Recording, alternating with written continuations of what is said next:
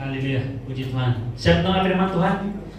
Kita ada lebih kurang setengah jam bersama-sama dalam penyampaian firman Tuhan. Ini semua kita semua fokus lihat kebenaran firman Tuhan. Amin. Nah, kita sudah sampai di topik yang keempat dalam minggu yang bulan 9 ini September, yaitu kalau kita kira minggu dari minggu 36. Dari bulan 1 lagi sampai sekarang minggu yang ke-36. 36. Dan kita belajar tentang tema yaitu kasih karunia dan masa sulit dalam masa bulan 9 ini. Amin. Jadi pada minggu ini kita akan belajar satu lagi topik, yaitu percaya. Amin. Percaya pada kasih karunia dan kasih Tuhan. Kasih karunia dan kasih Tuhan sendiri. Amin. Yang dapat memberikan kita kekuatan dan juga kemenangan dalam setiap keadaan. Amin.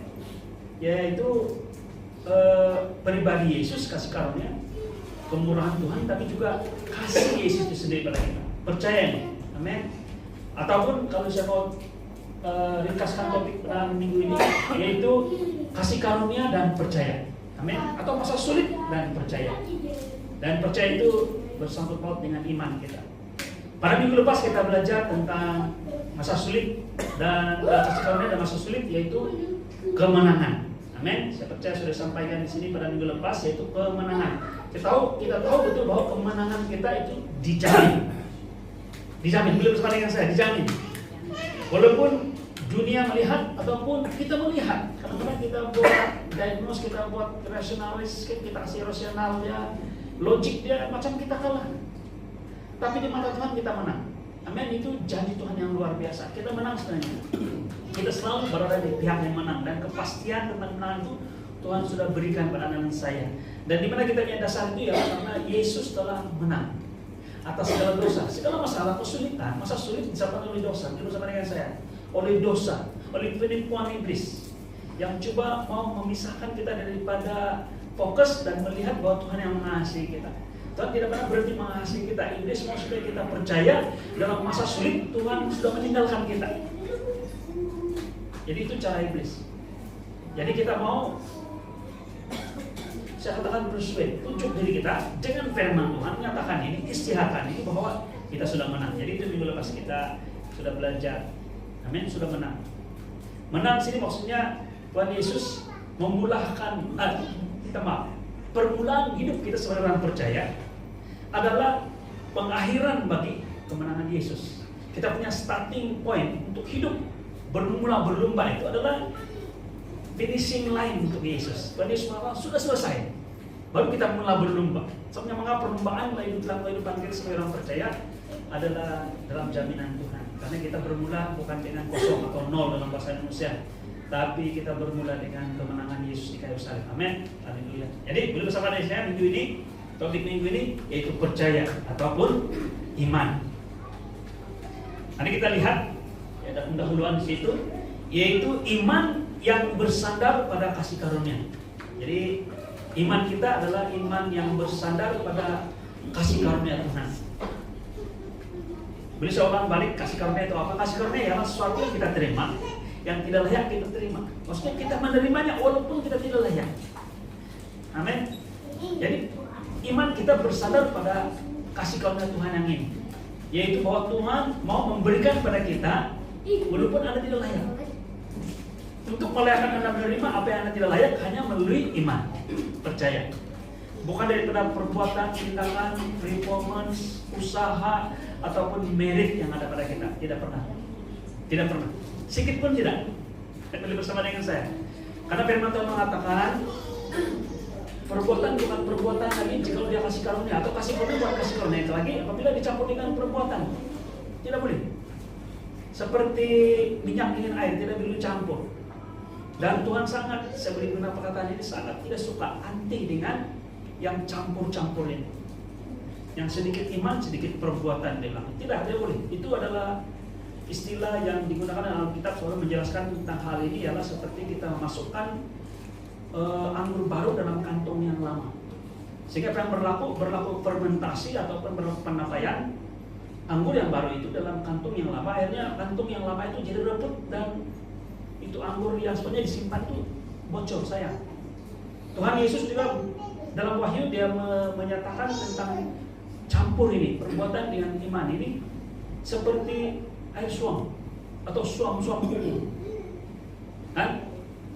Tuhan tidak bilang alangkah baik kalau kamu suam saja atau panas saja ataupun sejuk, ya tidak. Kamu minta maaf saya.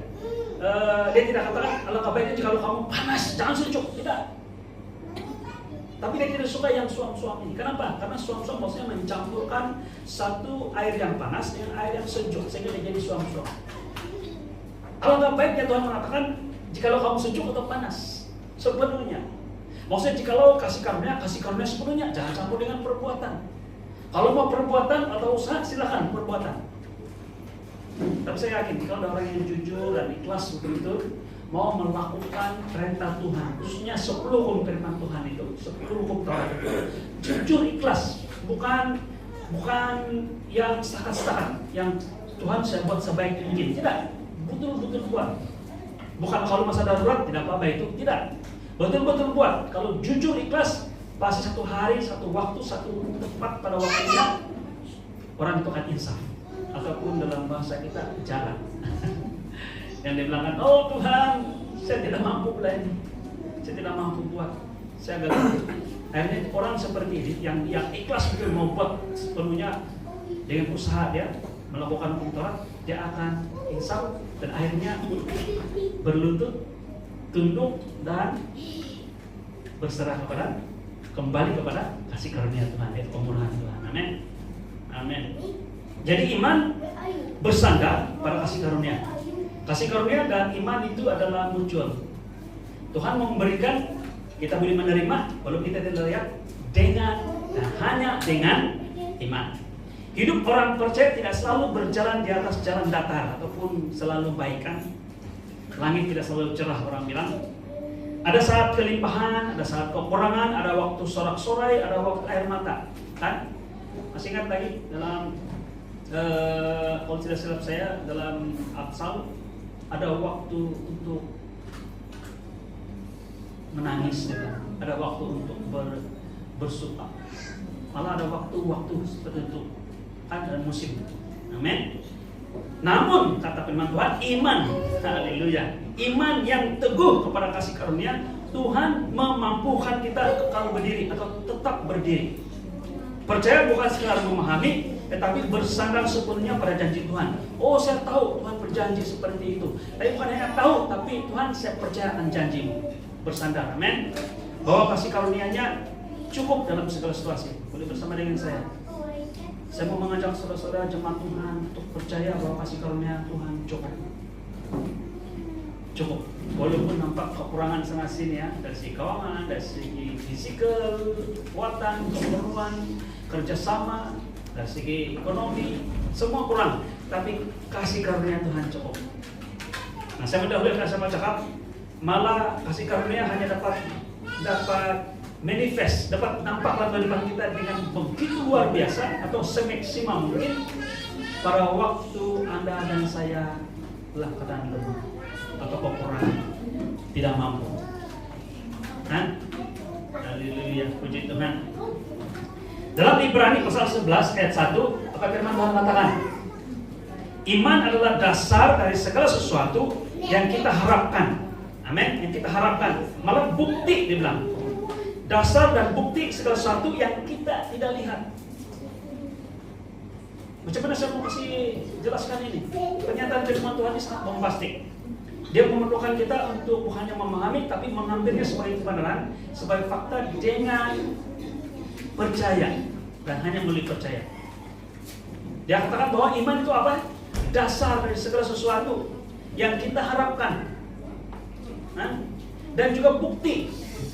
Kalau kamu guna ayat ini untuk membuktikan case atau kasus di mahkamah, kamu tidak akan menang. Karena mahkamah dunia ini dia memerlukan benda yang tangible, yang nampak, yang boleh pegang, yang ada bukti nampak, lihat, rasa dan sebagainya. Mungkin juga di ujian dari segi klinikal atau secara chemical, mesti ada bukti dari segi secara saintifik baru boleh jadi bukti.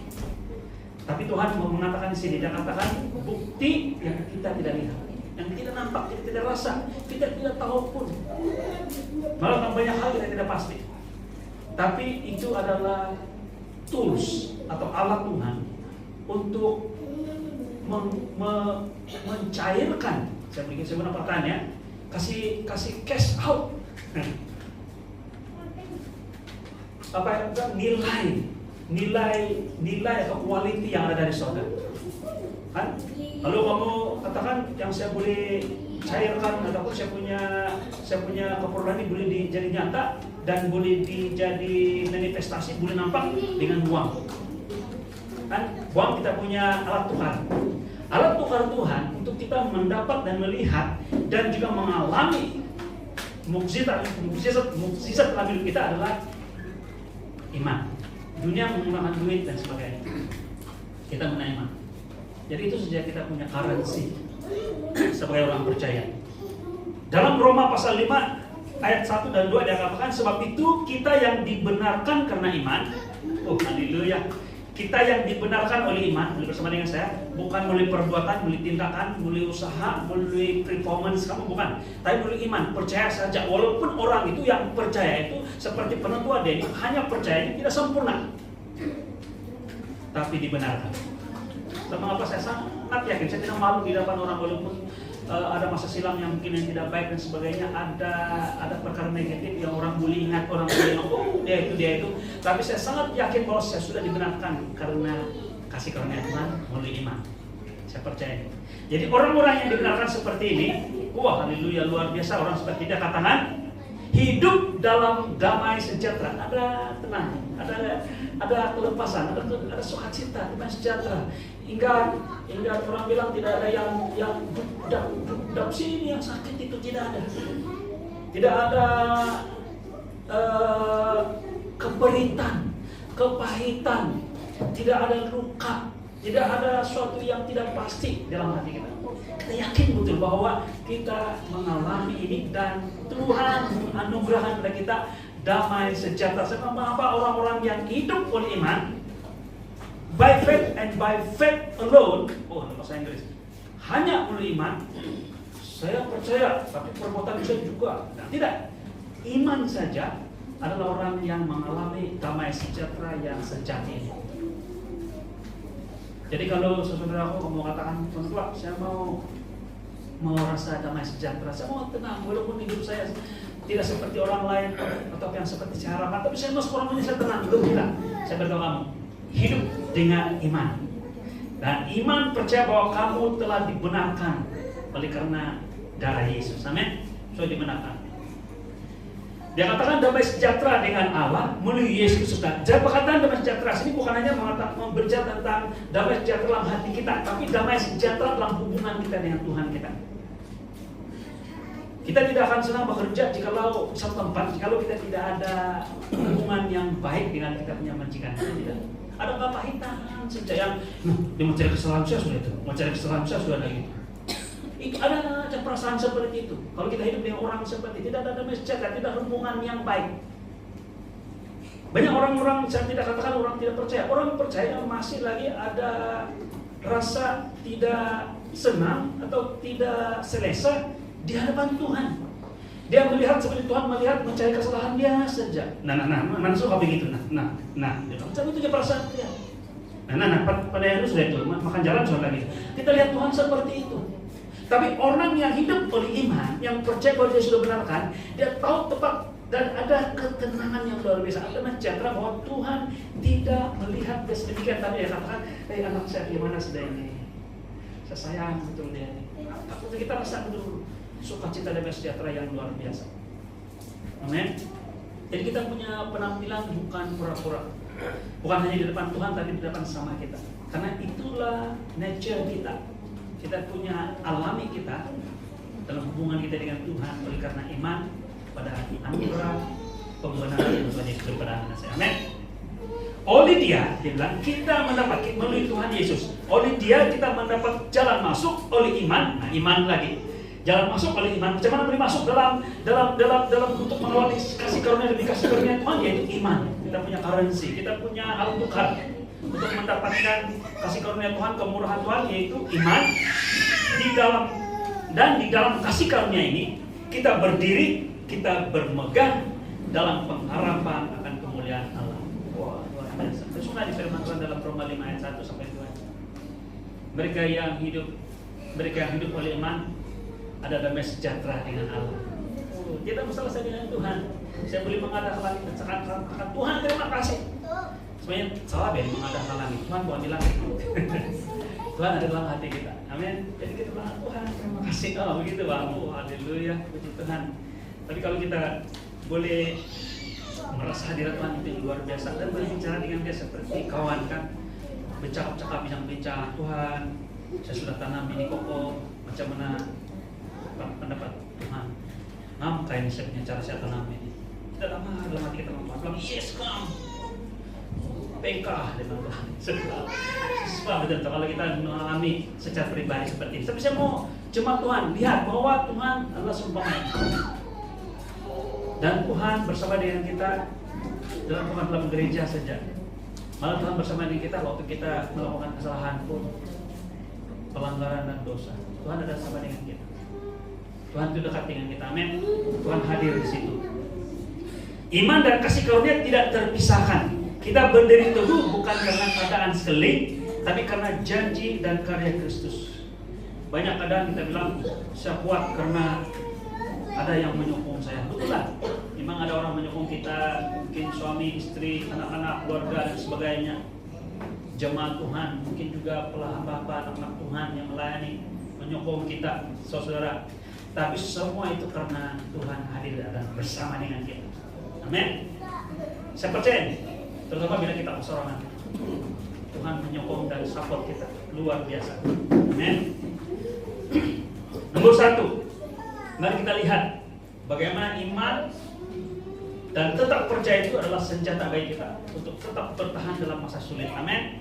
Kasih karunia yang mencukupkan dalam segala keadaan. Yang pertama, kasih karunia mencukupkan keadaan kita, mencukupkan keperluan kita dalam segala keadaan.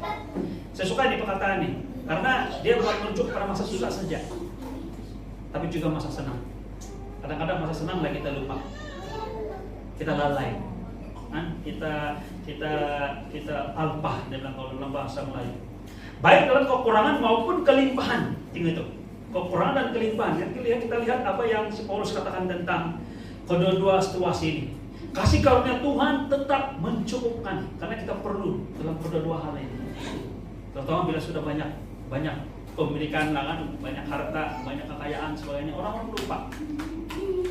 Kadang-kadang itu cabaran atau godaan itu lebih banyak waktu yang kita banyak kita miliki. Dalam Filipi 4 ayat 11 dan 13, Paulus mengatakan, aku telah belajar. Dia belajar melalui pengalaman dia. Belajar mencukupkan diri dalam segala keadaan. Maksudnya, saya dapati bahwa Paulus juga mengatakan bahwa saya pernah dulu merasa tidak cukup. Ada masa saya tidak cukup. Sehingga saya bawa di masyarakat kawasan dan sebagainya. Oke. Kekurangan dan sebagainya. Perlu juga kita bincang lah. Dan juga pernah kita memberitahu, kongsikan dan juga mencampakkan buah pikiran untuk saling membantu dan sebagainya. Paulus pernah mengalami seperti ini. Ada masa kurang pada waktu dia sakit, dia merasa ini. Dia merasa bahwa sesuatu yang kadang-kadang dia rasa, tidak cukup di rumah saya. Mungkin dia pernah merasa seperti itu, tapi dia katakan saya belajar dalam keadaan semua itu untuk, dia bilang apa? Mencukupkan diri dalam segala keadaan. Aku tahu, dia bilang, akhirnya apa dia katakan? Aku tahu bahwa apa itu kekurangan, aku tahu apa itu kekurangan, apa itu kelimpahan.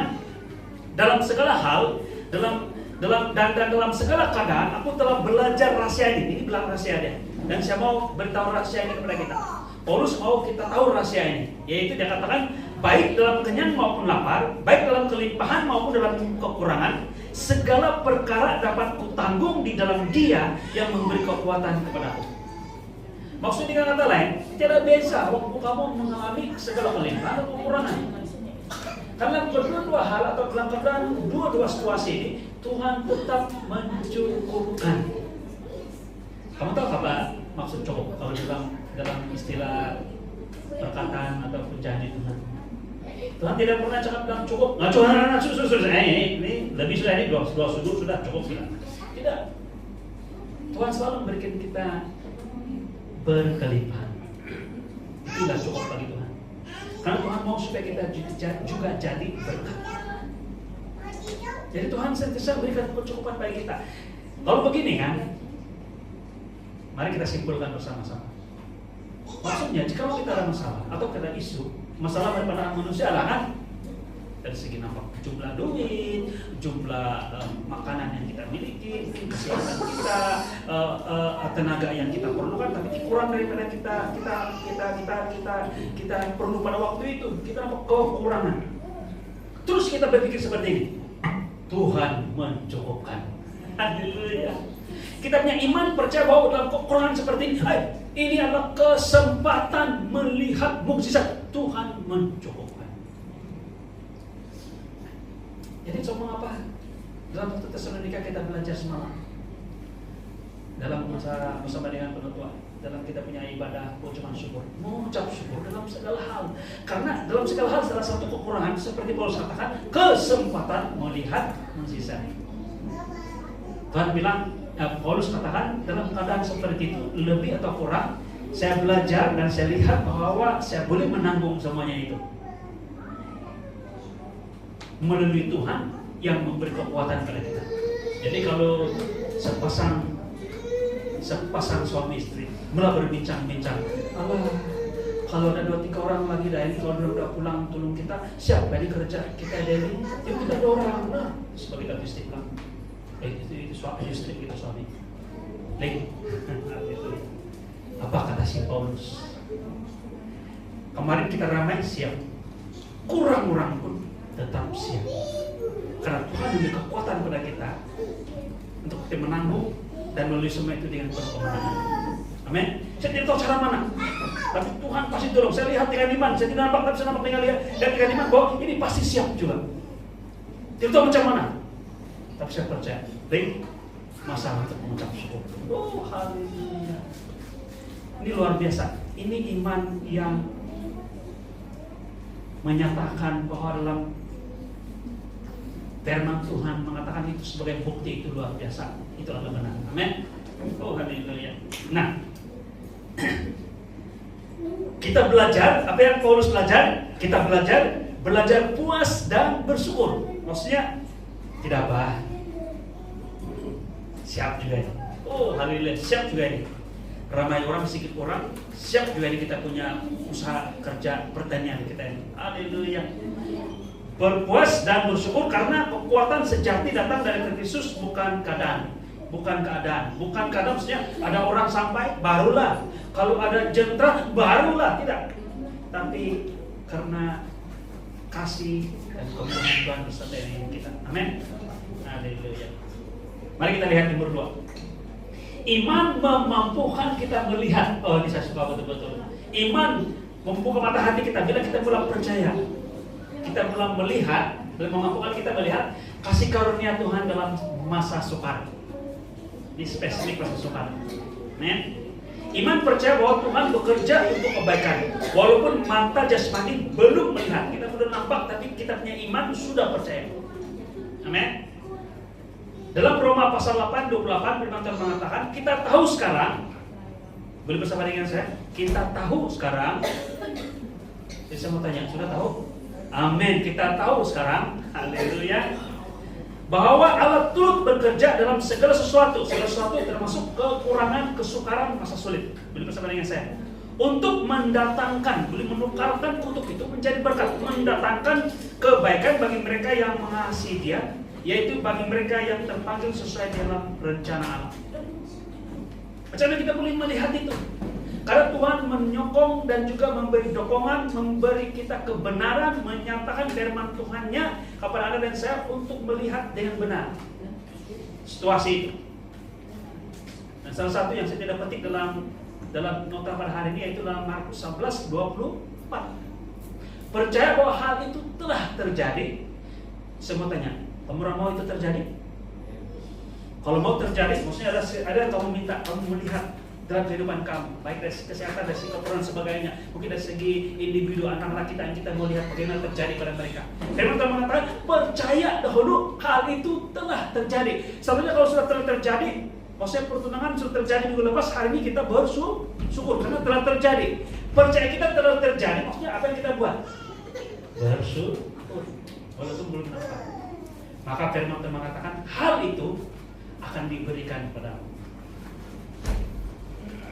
Apa yang dia buat ini? Dia pergi kadai di Batasem, dia pergi di Batasem itu section dia Pak. Mungkin ada juga, ataupun di Sebek. Kalau di Dani Allah, dia pergi section baju baby, dia menandungnya. Tapi orang ini mempunyai iman bahwa dia pasti akan ada anak dan melahirkan. Jadi apa yang dia buat? Dia percaya hal itu telah terjadi. Oleh itu saya bisa pergi beli baju baby. Oh lewat itu. Terima kasih Tuhan. Saya beli ini warna pink. Saya percaya bahwa Tuhan memberikan pada saya. Saya lihat sudah terjadi dan hal itu akan diberikan kepada pribadi ini. Amin. Nah, jangan risau, jangan kamu rasa ganjil jika ada di kalangan jemaat nanti mempraktikkan hal ini. Mari kita sokong bersama-sama. Amin. Ya, puji Tuhan. Tapi jangan terlalu obvious lah. Kau bercakap-cakap, saya bilang kenapa itu? Saya bercakap dengan bakal suami saya. Janganlah. Jangan macam-macam seorang-seorang itu bahaya pula kan. Itu jokes kan. Dalam Mazmur 46 ayat 1 dia katakan Allah itu bagi kita. Allah itu bagi kita. Saudara jemaat Tuhan, bagi kita Allah kita itu, Tuhan kita itu, Bapa kita di surga itu seperti apa? Bagi kita ialah tempat perlindungan dan kekuatan sebagai penolong dalam kesesaan sangat terbukti. Bukan lagi sudah terbukti, sangat terbukti. Amin. Mari kita istirahatkan ini. Jadi di tengah masalah, mari kita percaya pada janji pemeliharaan Tuhan. Kasih karunia-Nya hadir lebih dahulu daripada jawaban doa kita. Amin. Oh, haleluya. Mari kita lihat yang ketiga. Iman yang bersyukur. Haleluya. Kenapa dia bersyukur? Karena dia sudah melihat apa yang dia minta dan doakan itu tetap terjadi. Haleluya. Dan dalam situasi masa senang. Wah, apa yang Tuhan mau katakan ini? Mari kita lihat ini. Kasih karunia juga mengajar kita bersyukur dan tetap rendah hati. Saya suka ini. Tetap rendah hati walaupun kita dalam masa kelimpahan. Dia tidak pernah bilang, nah kalau bukan usaha saya tidak. Nah kan orang bilang ya pas tempat tatapnya pas namun begitu kan? Jadi apa enggak? Kenapa? Maksudnya kalau kopi sungai ini sungai jadi kalau orang rajin di sungai pasalah kaki kan? Jadi kita makan ikan, jadi pasalah dulu gitu kan? Tapi kita bersyukur karena Tuhan yang memberikan kepada kita. Amen. Menyediakan bagi kita. Jadi kita tetap rendah hati, bukan karena kekuatan saya, bukan karena skill saya, tapi karena kemurahan Tuhan. Dalam Ulangan pasal 8 ayat 17 dan 18, jangan sekali-kali bilang, ini saya suka ini. Macam amaran dari Tuhan kan, supaya kita tetap tahu bahwa itu semua dari Tuhan. Jangan sekali-kali kau berkata dalam hatimu, kekuasaanku dan kekuatan tanganku sendiri yang membuat aku memperoleh kekayaan ini. Dengar ini, sebenarnya satu yang istimewa tadi. Dia berbicara bukan kecukupan, dia berbicara tentang kekayaan. Bingung apa yang Tuhan katakan sini. Tetapi jadi bagaimana? Tetapi haruslah engkau ingat kepada Tuhan Allahmu, sebab Dialah, ini, baik-baik. Dialah yang memberikan kepadamu kekuatan untuk apa? Cukup-cukup saja, tidak mendapatkan kekayaan. Itu firman Tuhan dalam Ulangan. Amin. Jadi Tuhan akan beri kita kekuatan. Kalau Tuhan mau kamu jadi kaya luar biasa, Tuhan juga yang menyediakan bagi kamu kekuatan untuk memperoleh kekayaan tersebut. Amin. Saudaraku, jemaat Tuhan dengar ini. Bila saya cakap begini kan, oh saya kekayaan. Jadi kita selalu mengukur kekayaan itu dari sisi uang, ringgit, pemilikan harta dan sebagainya. Salah. Saya berkata kita pada hari, saya betul nggak boleh. Kita adalah lebih daripada pemenang. Maksudnya lebih daripada orang yang cukup, lebih daripada orang yang kaya. Kita kaya raya bukan karena kita, bukan karena bank kita, bukan karena usaha kita, bukan karena kedudukan kita, tapi karena kita memiliki Yesus. Saya berdoa kamu, selalu saya pakai ilustrasi ini. Kalau kau ada 10 sen saja atau 20 sen di tangan kamu sudah kaya kalau itu di hadapan Tuhan. Karena dengan 20 sen ini Tuhan boleh bawa kamu keliling dunia kalau Dia mau. Ada kesaksian orang ini. Bukan lagi 20 sen, dia duit pun. Tuhan suruh dia pergi pelayanan di sebuah negara lain. Jadi yang harus saya buat, dia bilang, dia ikut suara kudus, pergi lapangan terbang. Dia pergi lapangan terbang. Sampai lapangan terbang, saya sudah sampai sini Tuhan. Saya sudah bawa paspor saya semua, tapi tidak bikin beli tiket. Tidak apa, bikin tandas. Buat apa Tuhan? Saya tidak mau bikin, bikin tandas. Dia suara hati mengatakan, Tuhan Kudus mengatakan itu, dan di hati dia mengatakan bikin tandas. Dia bikin tandas. Dia pergi duduk tandas, dia duduk. Dia yang bimbikal yang boleh duduk lah. Ada yang tidak boleh duduk, jangan cangkung. Dia duduk. Jadi apa buat Tuhan? Nah sekarang keluar. Tidak kencing, tidak berak. Keluar. Dia keluar. Dia keluar kan, dia keluar di tandas lapangan terbang di satu tempat lagi yang bukan tempatnya. Dia masuk tandas lapangan terbang ini, dia keluar di tandas lapangan terbang. Dia punya lapangan terbang pun tidak perlu. Kita adalah orang yang kaya, bukan karena kita kaya, tapi karena siapa yang bersama dengan kita. Amen. Jadi kita bersyukur, kita penuh dengan kelimpahan karena Yesus Kristus. Jangan ukur kekayaan kita dengan uang ringgit, tapi ukur dengan siapa yang memiliki segala sesuatu itu, yang ada dan bersama dengan kita, tidak pernah membiarkan kita, tidak pernah meninggalkan kita. Saya mendoleh bersama saya sampaikan, sehingga Tuhan melalui si Petrus waktu silap saya katakan bahwa cukupkanlah apa yang ada padamu, jangan gila uang, jangan cinta uang. Walaupun sedikit duit kamu, sedikit keperluan kepemilikan kamu, tidak apa, cukupkan itu. Karena Tuhan mengatakan, aku tidak akan membiarkan kamu sekali-kali tidak meninggalkan kamu, tidak membiarkan kamu. Itu Tuhan punya cepat. Maksudnya dengan kata lain, apapun yang kamu miliki, mungkin tidak ada memiliki apa-apa, tapi kalau Tuhan bersama dengan kamu, kamu memiliki segala-galanya. Kalau itu diperlukan saat ini, 10 ringgit, Tuhan akan sediakan 10 ringgit, malah lebih lagi. Kalau perlu pada waktu itu 2.000, Tuhan akan sediakan 2.000 baik. Amin. Mengapa kita bersyukur dalam masa senang? Bukan karena kita, tapi karena kelimpahan yang Tuhan sudah sediakan bagi kita. Dalam Yakobus pasal 1 ayat 17, firman Tuhan mengatakan, setiap pemberian yang baik, dan setiap anugerah yang sempurna datangnya dari atas, diturunkan dari Bapa segala terang. Amin. Jadi Tuhan mau sediakan bagi Anda dan saya. Haleluya. Jadi kelimpahan adalah peluang, kesempatan untuk memuliakan Tuhan. Amin. Dalam hal memberi, dalam gereja, dalam hal membantu saling bersama kan. Firman Tuhan mengatakan kamu mengalami kelimpahan supaya bukan kamu jadi kaya lebih dari orang lain. Jika kamu boleh menunjuk-nunjuk, tapi supaya kamu boleh menunjukkan keperluan orang lain juga. Jadi berkat. Saya suka jika ada jemaat Tuhan tanpa menunggu dia punya akun gemuk dulu, gemuk lembar bagian, baru sampai sudah target 10 juta, sekarang saya mau memberi sudah. Tidak apa ya. Tapi kita mengulang memberi walaupun kita tidak melihat kita miliki di dalam akun kita dan sebagainya. Kita hanya melihat Tuhan yang memberikan kita kekuatan untuk menjadi kaya.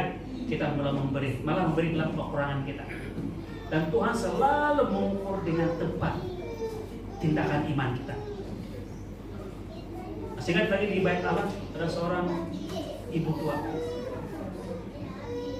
Mungkin yang lain datang, ini saya persembahkan keperluan untuk rumah Tuhan. Oke, cukup. Kalau tidak tambah lagi. Datang seorang tua. Tengok pendek. Tuhan mengatakan dia memberi hanya 2 peser. Kasih 2 peser, itu dia berlalu. Terus Tuhan Yesus nampak bergerak itu perbuatan. Dia tanya, antara 2 itu siapa yang memberi lebih banyak? Oh, yang tadi yang pagi yang gini-gini Tuhan. Salah. Yang paling banyak yang di mata Tuhan memberi kepada pelayanan di rumah Tuhan waktu itu adalah si ibu tua. Karena dia memberikan segala sesuatu yang apa yang dia miliki. Tapi orang yang tadi dia beri mungkin 1/10 pun tidak sampai. Dan Tuhan memberkati wanita tua ini yang luar biasa. Amin. Oh, haleluya. Semuanya datang daripada Bapa yang merupakan Bapa dari segala terang. Oke, kelimpahan adalah peluang untuk memuliakan Tuhan, bukan meninggikan diri, tapi bersyukur adalah bukti iman kita. Amin. Bahwa segala sesuatu berpunca dan berasal dari Tuhan semua.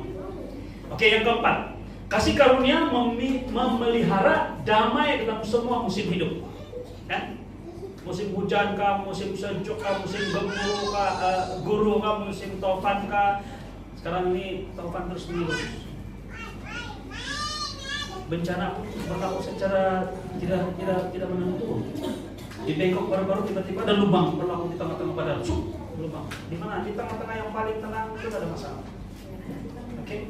Tetapi Tuhan memelihara, firman Tuhan mengatakan damai dalam hidup kita. Amin. Percaya pada kasih karunia membawa damai sejahtera yang melampaui akal. Dalam Ibrani 13 ayat 5 dia katakan, janganlah kamu menjadi hamba uang, dan cukupkanlah dengan dirimu apa yang ada padamu. Oh, ini tadi saya petik, maksudnya dalam Ibrani, bukan dalam 1 Petrus. Dia katakan, janganlah kamu menjadi hamba uang dan cukupkanlah dirimu dengan apa yang ada padamu. Karena Allah sendiri telah berfirman, aku sekali-kali tidak akan membiarkan engkau, dan aku sekali-kali tidak akan meninggalkan engkau. Amen. Haleluya. Maksudnya jangan risau tentang hal uang. Maksudnya mencari duit saja itulah yang menyelesaikan masalah kita, tidak. Yang kita menjadi hamba uang. Kenapa? Karena kita memiliki sudah kita memiliki apa yang kita perlukan di Tuhan, yang tidak pernah membiarkan kita, tidak pernah meninggalkan kita. Dalam Yesaya 26 ayat 3, engkau akan menjaga dalam damai sejahtera yang sempurna orang yang hatinya teguh karena ia percaya padamu. Sekali lagi, engkau akan menjaga dalam damai sejahtera yang sempurna orang yang hatinya teguh, yang percaya, tetap percaya, beriman, karena ia percaya kepadamu. Damai sejahtera bukan datang dari keadaan, tetapi dari kepercayaan bahwa Tuhan tidak pernah meninggalkan kita. Saya suka pernyataan ini. Damai sejahtera bukan datang daripada situasi. Oh haleluya, jurang datang juga airnya. Ya, itu memberi kesan impact juga dalam emosi kita kan, tapi itu bukan puncak dia. Walaupun mungkin orang tidak datang, tolong kita dan sebagainya. Tetapi kita tahu bahwa Tuhan tidak pernah membiarkan meninggalkan kita. Itulah memberikan kita damai sejahtera yang luar biasa. Amin. Haleluya, puji Tuhan. Dan yang kelima, yang terakhir, mari kita berjalan setiap hari dalam iman dan kasih karunia Tuhan. Maksudnya iman dan kasih karunia Tuhan. Macam mana berjalan seperti itu? Kita tetap percaya bahwa kasih karunia Tuhan cukup untuk kita, walaupun apapun situasi kita. Saya mau tambah ini, walaupun senang, walaupun susah, walaupun sulit, walaupun mungkin dalam segala kemudahan yang kita miliki. Percaya. Amin. Yaitu kita letak iman kita pada apa? Bahwa Tuhan sentiasa bersama diri kita, memberi kepada kita, dengar baik-baik ini, kasih karunia. Walaupun Anda dan saya tidak layak, tapi kita percaya Yesus dan darah Yesus melayakkan kita menerima pertolongan pada waktunya. Amin. Dalam 2 Korintus, iman bukan hanya untuk saat genting, ia adalah gaya hidup. Jadi cara hidup kita ialah iman kepada kasih karunia Tuhan. Gaya hidup kita itu cara kita berpikir. Mula berpikir saja, percaya akan kemurahan Tuhan. Gaya hidup yang terus-menerus bersandar pada kasih karunia. 2 Korintus pasal 5 ayat 7 firman Tuhan mengatakan, sebab hidup kami ini adalah hidup karena percaya, bukan karena melihat. Dan Yesus mengatakan, berbahagialah kepada mereka yang tidak melihat namun percaya. Singkat lagi Thomas, berbahagia. Maksud saya bilang berbahagia, walaupun tidak nampak tetap percaya. Dalam Galatia pasal 2 ayat 20 sesuai betul pernyataan Paulus ini. Bagaimana hidup. Dan kita ada sedikit penjelasan tentang firman Tuhan terhadap ini dalam ayat ini dalam bahasa Greek yang benar, oke? Yang terjemahan yang tepat. Dia kata begini. Namun Galatia 2:20. Namun aku hidup, tetapi bukan lagi aku sendiri yang hidup, melainkan Kristus yang hidup di dalam aku. Jadi bukan kita punya hidup, tapi hidup Kristus. Demikian juga baik-baik nih. Demikian juga percaya kita, iman kita, bukan tentang kita. Dan hidupku yang kuhidupi sekarang di dalam daging adalah hidup oleh iman dalam anak Allah yang telah mengasihi aku dan menyerahkan dirinya untuk aku. Terjemahan ini sudah cukup baik. Makanya sekarang saya hidup saya dalam daging ini sekarang. Ini bukan lagi saya yang hidup, tapi hidup saya percaya pada apa dia katakan, percaya hidup oleh iman dalam anak Allah. Saya percaya pada Yesus, anak Allah. Yang apa? Yang mengasihi saya percaya bahwa dia mengasihi saya dan menyerahkan dirinya kepada saya. Sesuai Paulus mengatakan secara personal. Dia tidak katakan adalah hidup oleh iman dalam anak Allah yang telah mengasihi kita umum. Tidak. Dan menyerahkan dirinya untuk kita. Tidak. Dia katakan aku. Bosnya, kau tidak percaya untuk masalah. Tidak macam itu. Tapi si Paulus kasih personal untuk dia. Dan saya mau kita jadi personal pernyataan ini. Ini sudah cukup baik dalam iman kepada anak Allah. Tapi terjemahan yang tepat bukan iman dalam, tapi iman oleh iman anak Allah. Boleh bersama dengan saya. Hidup yang saya hidup dalam daging sekarang ini bukan lagi saya percaya, tapi saya hidup dalam percaya Yesus. Percaya iman Yesus yang mengasihi saya dan menyerahkan hidupnya pada saya. Kamu tahu ketika Yesus mati di kayu salib, dia perlu ada iman. Dia sangat percaya walaupun kita belum lahir lagi. Dia tidak tahu lagi kita ini akan percaya dan percaya akan karya salib atau tidak. Dia tidak tahu lagi. Saya katakan tidak tahu kalau konteks manusia. Amin. Yang akan ada orang Kristen yang percaya dan percaya pada dia. Tapi dia masih mau mati. Maksudnya ketika dia menyerahkan hidupnya sebagai korban penghapus dosa kita, dia sudah ada iman percaya bahwa dia punya kematian tidak sia-sia. Bersama dengan saya. Jadi iman yang seumpama ini yang hidup dalam iman kita. Dengan kata lain, iman kita ini hanyalah menempel pada iman Yesus. Pada waktu ketika ada seorang bapak, dia minta pertolongan daripada murid-murid Yesus untuk mendoakan anaknya yang sakit. Anak dia sakit sedikit unik. Pada waktu dia dirasuk iblis, dia dihempas ke tanah dan dia meringkik macam kita tahu itu macam sawan lah. Saya ingat sawan. Dan kadang-kadang iblis masuk dia dan bawa dia ke air atau ke api untuk membinasakan itu budak. Jadi bapak ini sangat sedih dan dia mau supaya dia disembuhkan dan minta murid-murid Yesus mendoakan dia. Tapi waktu Yesus tidak ada, dia berada di Gunung Hermon bersama dengan Yakobus, Petrus dan juga Yohanes. Tapi ketika Yesus turun, dia nampak ini situasi yang murid-murid Yesus tidak dapat mendoakan si bapak ini. Karena iman mereka tercabar. Kenapa mereka tercabar? Karena ada sekelompok orang tua Israel pada waktu itu, mungkin di kalangan imam-imam, orang Saduki atau Farisi, yang beritahu kepada murid Yesus, karena Yesus tidak ada, jadi orang berani lah tegur murid Yesus. Tidak sembarangan doa, tahu? Kalau macam ini mau doa orang sakit macam ini, kurangnya kau menguruskan diri kau dulu, mesti ada ritual dulu, mesti ada begini proses berpuasa dulu. Kau rasa kau layak. Jadi mereka punya iman bila dicapai seperti itu, mereka tidak berani pergi berdoa tentang tangan. Tapi ketika Yesus datang, dia bilang, hai kamu orang yang tidak ada iman, kurang percaya. Jadi si bapak ini tuh jumpa Yesus. Kalau tadi ada sedikit, dia bilang saya sudah minta murid, tapi bilang tidak berbuat apa-apa. Jadi bapak ini datang, dia bilang, Tuhan tolong saya, sembuhkan anak saya ini. Kalau boleh, dia bilang kalau boleh, kesembuhkan dia. Tuhan Yesus bilang, tidak ada mustahil bagi dia yang percaya. Tidak ada mustahil bagi dia yang percaya. Sebab itu bapak kan, itu dulu saya yang tidak percaya ini, saya ini kurang percaya mana ini. Tapi Tuhan mengatakan, Yesus mengatakan tidak ada mustahil bagi dia yang percaya. Pada waktu itu siapa yang percaya? Murid-murid Yesus sudah tergoncang iman dia karena oleh para imam. Bapak aja lagi lah. Tapi tidak mustahil bagi dia yang percaya. Siapa itu? Yesus.